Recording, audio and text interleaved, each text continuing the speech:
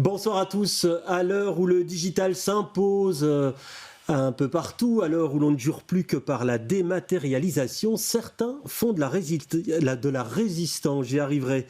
Ils croient encore en la noblesse du support papier et aux techniques d'impression qui remontent parfois à la nuit des temps. C'est cette nouvelle génération d'illustrateurs et de créateurs que nous recevons ce soir dans notre émission.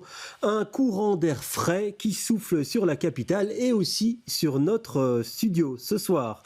On commence en vous présentant Marion de Meulenard, bonsoir. Bonsoir. Alors vous êtes illustratrice dans un collectif qui s'appelle Ton Piquant. Ouais.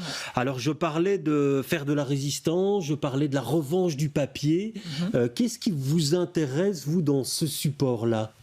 Dans le support du papier, ce que j'aime, c'est que, contrairement au digital, on peut l'échanger et ça fait un lien en fait avec les gens.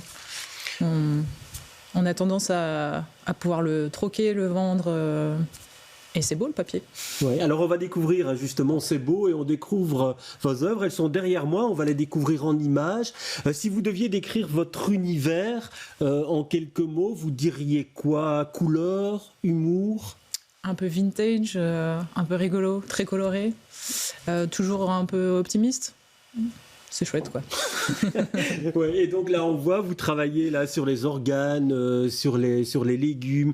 Expliquez-nous, là, on est dans de la sérigraphie. Expliquez-nous un petit peu le processus créatif.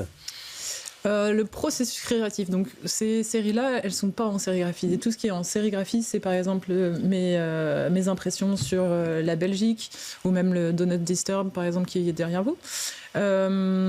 Ça, c'est parce que j'avais besoin de couleurs très flashy, où je pouvais vraiment aller à fond dans ma quête de la colorisation du monde. Et j'ai commencé la sérigraphie à cause de ça, quoi. Ouais, alors on expliquera un petit peu la technique. On va essayer de vulgariser cette technique dans un instant, mais d'abord je vais vous présenter Mathieu Vanache. Bonsoir. Bonsoir. Vous êtes illustrateur, graveur. Vous aussi, vous avez eu le prix de la gravure à la Louvière. On va voir d'ailleurs certaines de vos œuvres, et là on voit vraiment l'univers. On change tout à fait d'univers si on prend ce que fait Marion et si on voit ce que vous faites, Mathieu. Là encore, pourquoi cet attrait pour cette technique ? Moi, au départ, j'ai commencé la gravure un peu par accident. C'est-à-dire que je me suis inscrit dans une académie pour faire de la sérigraphie, donc comme ce que Marion fait. Et j'ai vu les presses, ça m'a vraiment intrigué, ça m'a donné envie d'essayer. Puis finalement, j'ai jamais touché le matériel de sérigraphie. Et ce qui m'attire dans la gravure, c'est que c'est très manuel, c'est vraiment un retour à la matière. Ça permet énormément de choses parce que la gravure, ça englobe beaucoup de techniques différentes. Et puis moi, par rapport à mon univers et mon dessin, ça collait vraiment bien à ce que j'attendais comme résultat, quoi. Alors je disais justement que vous avez eu ce prix de la gravure à la Louvière. Alors ce sont des miniatures. Là, on les a vues en grand sur écran, mais là, on a les originaux. C'est vraiment, on travaille dans le tout petit. Hein. Ouais. Donc les plaques font plus ou moins 3 cm sur 5. Donc quand j'ai commencé cette série, je me suis pas dit je vais faire une série de miniatures. C'était plutôt un exercice à la base parce que j'avais acheté des nouveaux outils et je voulais les tester. Et donc comme le support c'est du cuivre et c'est assez cher le cuivre, donc j'ai pris vraiment des toutes petites plaques, mais je me suis très vite rendu compte que non seulement j'aimais beaucoup le format au final, mais j'aimais bien aussi le rapport entre mes gravures et le spectateur, c'est-à-dire qu'en fait j'oblige les gens à s'approcher, à prendre le temps de regarder. Je pense que, j'aime beaucoup les grands formats aussi, hein, mais un grand format, on peut passer devant, le voir sans vraiment le regarder. Ici, on n'a pas le choix. Si on veut rentrer dans mon univers, il faut prendre le temps, quoi. Ouais, et donc c'est un travail à la loupe pour C'est un travail de précision et je travaille avec des loupes qui sont assez puissantes. Ouais. Alors Renan Doriez, bonsoir. Vous êtes imprimeur spécialisé en risographie. On parlera de cette technique dans un instant, mais vous êtes prof également. Alors je parlais d'une nouvelle génération d'illustrateurs. Dans votre exercice de prof, vous constatez ça vraiment un attrait pour toutes ces techniques, dont certaines très anciennes?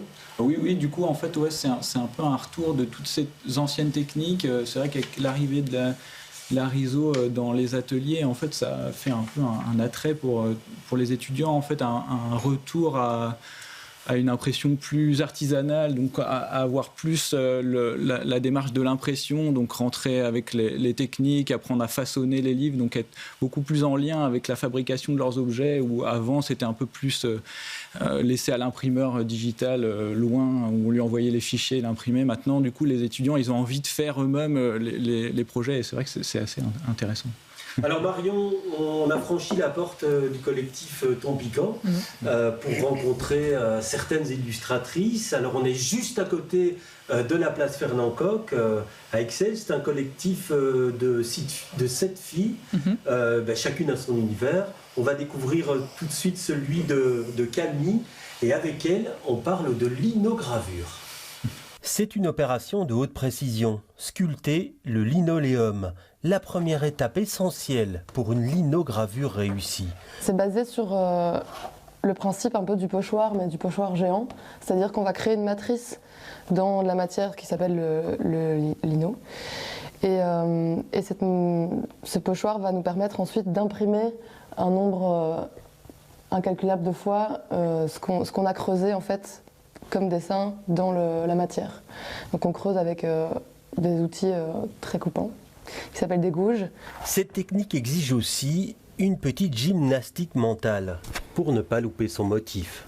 On crée son dessin sur le lino, et ce qui est difficile quand on a l'habitude de dessiner normalement, c'est qu'en fait on vient creuser ce qui va rester blanc sur le papier. Donc on vient creuser ce qu'on ne noircit pas sur une feuille. Donc c'est travailler à l'inverse en fait d'un dessin normal. Et donc au début c'est un peu un travail de miroir à penser dans sa tête. Une fois le lino gravé, reste à l'ancrer généreusement. On étale de la peinture sur une table qui est bien lisse. Donc ici c'est une table vitrée qui est parfaite pour ça. Et ça peut être n'importe quelle couleur. Évidemment moi j'utilise du noir, mais ça peut être d'autres couleurs. Et avec un rouleau, on vient ensuite étaler cette peinture sur le lino qu'on a gravé. Vient ensuite le moment de l'impression. On vient prendre sa feuille blanche sur laquelle on va l'imprimer. On vient la poser sur le lino. Une fois que ça touche le lino, il ne faut plus essayer de la bouger. Hop, voilà, on ne touche plus. Et ensuite, on va imprimer en tournant la manivelle ici, qui fait que le rouleau compresseur va venir appuyer la peinture sur la feuille blanche. Et quelques coups de manivelle plus tard. Voilà. Et là, c'est le moment de découverte, voir si on a bien fait son travail. Hop. Et on va venir découvrir ce qui s'est imprimé. Plutôt correct. Bruxelles, une des sources d'inspiration de Camille, qui invite à une balade dans les 19 communes, au travers de ses linogravures. Ben voilà, donc un exemple, la linogravure. Alors, vous Mathieu, c'est plutôt la gravure, et là on est sur un support métal à ce moment-là. C'est là-dessus que vous gravez. Ouais, c'est ça. Donc moi je travaille le cuivre, donc c'est ce qu'on appelle la taille douce, c'est-à-dire que c'est des morsures à l'acide dans les plaques de cuivre, et c'est ça qui va créer l'épaisseur du trait, l'intensité du noir. Donc c'est via l'acide, quoi. Ouais, et pourquoi choisissons un support plutôt qu'un autre? Vous, pourquoi plutôt la gravure que la linogravure? Ou alors vous auriez pu choisir le bois, puisque c'est un autre support qu'on utilise également? J'ai déjà essayé d'autres techniques, comme la linogravure, mais je me suis assez vite rendu compte que la technique de l'eau forte convenait vraiment bien à mon style de dessin et à ce que j'ai envie de représenter. Et donc pour moi ça a été tout naturel en fait d'aller vers ça. C'est vraiment quelque chose qui permet beaucoup de précision. Et puis comme expliqué dans le petit reportage, la linogravure en fait on dessine à l'envers. Moi ce que je fais on dessine c'est au trait, c'est comme dessiner sur une feuille de papier en fait. Donc c'est un peu moins troublant à la base, parce que c'est vrai que travailler à l'envers c'est vraiment un petit exercice mental. Un exercice un peu, ouais. Oui, c'est c'est plus facile entre guillemets. Après il y a tous les autres aspects techniques qui font que ça reste quand même très laborieux, mais en termes de dessin c'est un peu plus simple. Ouais. Alors on va essayer de ne pas être trop technique, mais on va l'être quand même un peu. Marion, vous c'est la sérigraphie. Alors c'est vrai qu'on l'entend souvent, hein, ce terme-là. Qu'est-ce que ça recouvre? Ça consiste en quoi? Si vous pouviez nous expliquer ça brièvement. Ça consiste en quoi? Donc, c'est une technique aussi, comme Camille le disait, de pochoir. On travaille en différentes couches. Donc, par exemple, si vous avez une sérigraphie de 2 couleurs, vous allez imprimer 2 couleurs qui vont s'additionner pour vous créer votre dessin, en fait, tout simplement. On travaille avec des cadres, avec de la chimie aussi, une émulsion photosensible qui permet de créer le pochoir sur le cadre. Et ensuite, vous venez racler sur le cadre pour pouvoir imprimer la couleur que vous voulez. Et vous, pourquoi vous avez choisi ce moyen plutôt qu'un autre, on va dire? Parce que je suis tombée amoureuse de la sérigraphie. C'est une pratique super marrante au final, parce que elle vous permet à la fois d'imprimer des choses très très colorées, très vives, parce que c'est vraiment en teinte pleine, et à la fois vous avez toujours plein de problèmes à l'impression. Il y a toujours quelque chose qui ne va pas fonctionner. Faut le savoir. Et ça vous plaît, quoi? Complètement. Quand ça ne fonctionne pas, ça vous plaît. En fait, il faut que je trouve des solutions. Et trouver des solutions à ce genre de choses, c'est vraiment très intéressant. Parce que vous vous ennuyez jamais, en fait. C'est juste ça, je m'ennuie jamais quand je fais de la sérigraphie. Et en plus, j'ai jamais le même résultat en fonction des visuels que j'ai, donc c'est super. Alors une autre technique, c'est donc la risographie. On va en parler avec vous, Ronan. On va voir quelques images, puisque là, on travaille avec une photocopieuse. Expliquez-nous. En fait, c'est une photocopieuse, c'est un peu différent. Là, on voit sur les images, ça ressemble à une photocopieuse, mais en fait, à l'intérieur, ce qui est différent des photocopieuses classiques, ou dans les photocopieuses classiques, on imprime en cyan, magenta, jaune, noir. Ici, c'est une photocopieuse à ton direct. Donc ici, on voit, en fait, je suis en train de faire une impression en 2 couleurs. Donc ici, c'est un rose fluo et un bleu clair. Donc en fait, c'est ça qui est un peu différent. Et en fait, cette technique permet en fait d'avoir plein de couleurs un peu particulières qu'on peut pas avoir en fait dans des machines classiques. Ici, c'est un rose fluo, du coup il y a des verts fluo, du doré, des oranges fluo, et en fait plein de couleurs en ton direct. Et du coup, ça donne des impressions beaucoup plus fortes et avec des couleurs beaucoup plus intenses en fait qu'une photocopieuse classique. Ici, Alors on va voir aussi certaines créations. Ça, c'est entre autres celle du collectif Quistax, pour lequel vous imprimez souvent des travaux. Alors on parle là d'un nouveau courant, la risographie, c'est plutôt neuf par rapport à une pratique ancestrale comme la gravure. Ouais, c'est ça. Après, c'est ça qui est intéressant avec la riso, c'est que à la base, en fait, c'est une technique qui n'était pas du tout prévue pour ça. C'était une technique qui était prévue pour imprimer en grand tirage et pour pas cher. Donc en fait, c'était vraiment, moi j'ai récupéré des machines au tout début, il y avait au Parti communiste français, dans les églises, j'en ai récupéré une chez un marchand de fruits et légumes. Et donc c'est vrai qu'au début, Riso, donc la marque Riso qui produit les machines, trouvait ça un peu bizarre, tous les projets artistiques, et trouvait ça un peu particulier.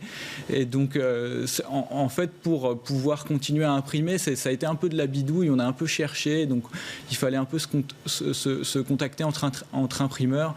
Et c'est vrai que c'est ça qui est intéressant dans la technique, c'est que ça a été beaucoup de recherche et beaucoup de comment dire ça, de bidouillage en fait au début avec les personnes qui venaient imprimer. Je regarde les impressions en même temps. Et donc on bidouille et puis on travaille par essai-erreur pour finalement arriver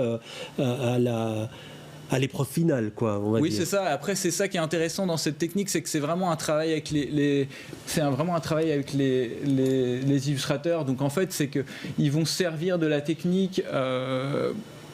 Ils vont imprimer en fonction de la technique. Donc c'est vrai que c'est pas forcément l'idée de reproduire un original, c'est l'idée de produire d'autres images. Et ici, en fait, on voit des images, ça va être des photos ou des images en bichromie, en trichromie. En fait, c'est beaucoup un travail avec les illustrateurs sur leur travail. Donc, c'est beaucoup de recherche avec eux sur qu'est-ce que ça va donner, les impressions, quels vont être les mélanges de couleurs. Voilà, Oui, alors vous êtes photographe également, vous le dites. Qu'est-ce que vous trouvez dans la technique de la gravure en plus d'un travail photographique dans votre processus créatif? C'est deux choses complètement différentes. Moi, en photo, je travaille beaucoup la street photographie, donc je fais jamais de shooting. C'est vraiment c'est de la photo un peu à l'instinct, quoi. La gravure, ça demande beaucoup plus de préparation. S'il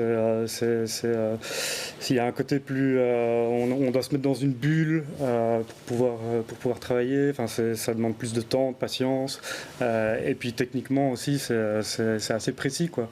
Un peu comme ce que Marion disait, il y a aussi, il faut laisser de la place à l'accident dans la gravure parce qu'il y en a toujours, mais c'est ça qui est assez excitant et qui construit les images aussi, qui fait, il n'y a pas que des accidents malheureux, il y a aussi des accidents heureux, quoi, des bonnes surprises. Et donc en gravure, en sérigraphie, on laisse la place aussi, même si on aime les choses compliquées, on laisse aussi une certaine place au hasard, on va dire ça comme ça. Complètement. Ouais. Il faut, de toute façon, il faut lâcher le bébé de temps en temps, vraiment. Alors il y a une autre manière de travailler, c'est sur tablette.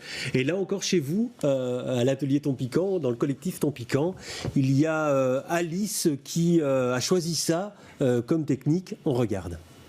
C'est dessiner sur tablette. Avec ce petit stylet, c'est assez instinctif parce que c'est un peu comme si on dessinait sur du papier. Du coup, ce qui est vraiment super, c'est que ce stylet contient toutes sortes de stylos, de peinture, donc il y a des effets gouache, comme il y a des effets encre sèche, il y a des effets un peu pinceau de bruit, donc c'est-à-dire que ça fait une sorte de plein de petits points partout. Enfin voilà, il y a différentes textures qu'on peut avoir grâce à ce dessin en numérique. On peut aller du dessin très abstrait comme très très précis aussi, parce qu'on peut zoomer, on peut gommer, on peut revenir en arrière. Enfin vraiment, c'est tellement de possibilités. Du coup, à la fin, quand on a ce dessin et qui nous plaît, on peut l'envoyer chez l'imprimeur pour l'imprimer directement. En fait, sur des formats, que ce soit des très petits formats, cartes postales, même des cartes de visite, ou des formats très très grands, 50-70, voire plus grands. Alors on voit donc toute une série de techniques, pas mal d'émulation, on a l'impression dans ce secteur. Est-ce que vous avez l'impression aujourd'hui d'un renouveau, qu'on en parle de plus en plus, que effectivement c'est une tendance qui fait de plus en plus d'émules aujourd'hui? Oui, complètement. Je pense qu'on est dans un monde qui a été un peu aseptisé par l'image, mais des images pas forcément super intéressantes. Et aujourd'hui, on a besoin d'y retourner, on a besoin de retourner au figuratif, on a besoin de se nourrir visuellement. Et là, on y est, quoi. Donc, c'est hyper intéressant de voir plein d'illustrateurs et d'illustratrices émergentes, ou même des anciens, qu'on revoit plus. Je pense que Instagram aussi a aidé pour avoir Oui, parce qu'effectivement, le numérique, vous l'utilisez également, c'est un biais de diffusion de toutes ces productions qui est énorme aujourd'hui, quoi. On est un peu obligé, pour dire qu'on existe, et puis surtout pour qu'il y ait des gens qui voient nos images et pour qu'ils se nourrissent eux-mêmes de nos images, quoi. Enfin, donc, voilà. Alors l'idée à terme, j'imagine, Marion, c'est d'en vivre. Vous en êtes où aujourd'hui par rapport à ça? Je suis dans la survie plus. Ouais. C'est-à-dire que je n'ai pas de job alimentaire et que j'arrive à payer mon loyer. Mais oui, je pense d'en vivre correctement, ce serait chouette. J'aimerais bien arriver à ce stade-là. Mais bon, je ne suis pas à plaindre non plus. Hein. Ouais, et pour vous, vous en vivez également ou ça reste la passion avant tout? Non, moi c'est vraiment la passion avant tout.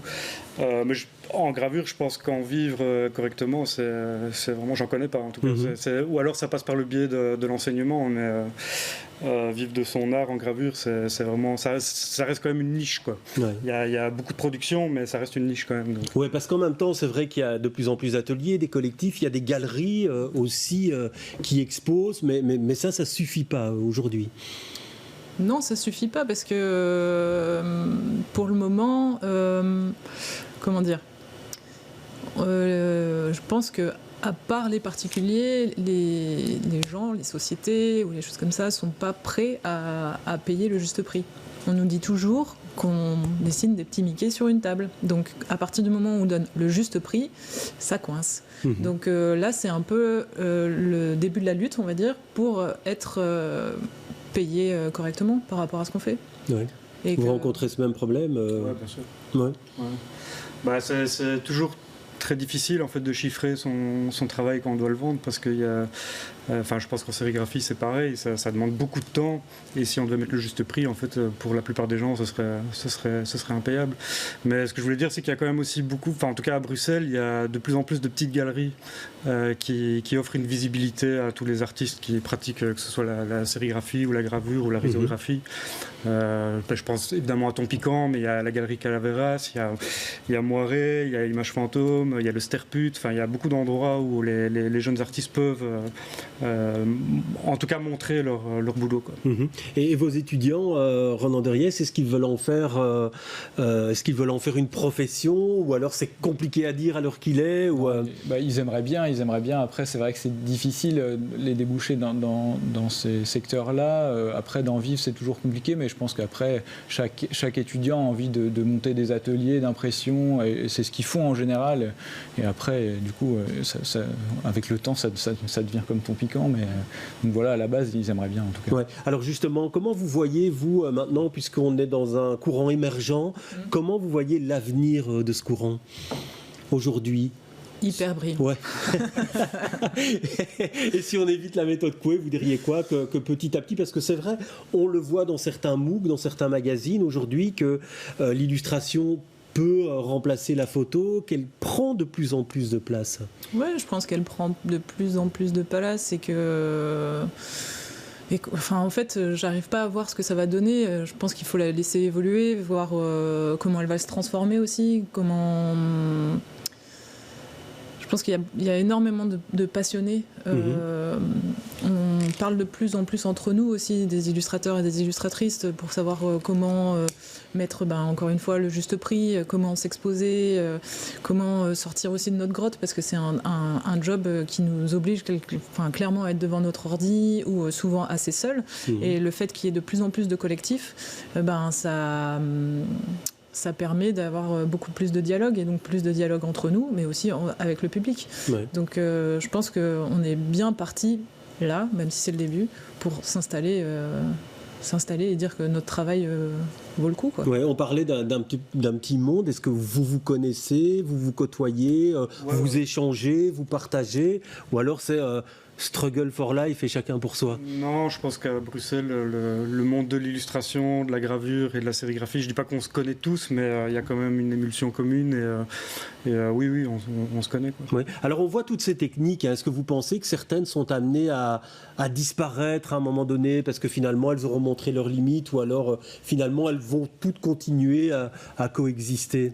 Non, justement, après c'est ça qui est intéressant dans des projets d'impression, c'est qu'en fait, un projet d'impression, ça peut être plusieurs techniques d'impression ensemble, et moi je peux imprimer en riso des parties, en sérigraphie d'autres parties, il peut y avoir de la gravure à l'intérieur, et c'est aussi ça qui est intéressant moi en tant que petit imprimeur, c'est aussi d'être là à l'écoute des projets artistiques de chacun, et je pense que les illustrateurs ou les gens qui veulent faire des projets plus artistiques, en fait ils sont en recherche de ces choses-là, de ces ateliers-là, de Ton Piquant, ou de choses qui permettent aux gens en fait d'avoir des objets plus sensibles, et avoir des gens plus à l'écoute pour pouvoir imprimer des objets graphiques, quoi. Ouais, alors on voit un collectif, 7 femmes à l'intérieur, 7 femmes qui en font partie, avec une forme de girl power, c'est ça aussi Ton Piquant pour vous? Ouais.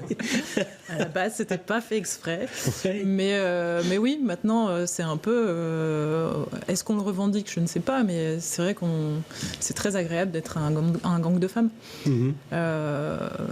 Je sais pas trop pourquoi, mais ouais, c'est assez chouette au final. Ouais, et vous continuez à travailler seul, ou alors il y a l'idée aussi de rejoindre un collectif à un moment donné? En gravure, travaille seul, mais dans d'autres aspects de mon boulot créatif, je travaille en collectif. Et ça vous apporte quoi, le collectif? Ah ben c'est porteur, c'est assez... Enfin, le travail en collectif, on a un retour direct des autres. Enfin, en tout cas, quand on travaille avec des gens sincères et qu'on connaît bien, il faut savoir dire à la fois qu'on aime bien ou qu'on n'aime pas.